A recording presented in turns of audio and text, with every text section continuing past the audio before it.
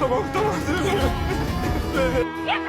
Gitmeyeceğim dedi. Gitmeyeceğim dedi. Geçin kızım benim. Yok bir şey. Kızım.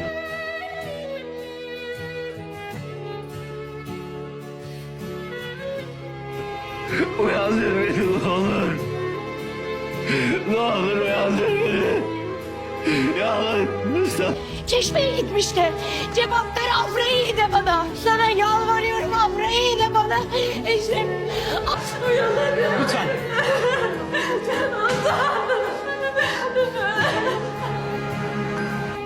Nefes alırım belki biraz. Ben de biraz özgür olurum belki. Nasıl bir şeymiş onu görürüm belki. Kollarımda can verdi. Sana çok önemli bir şey söyleyeceğim.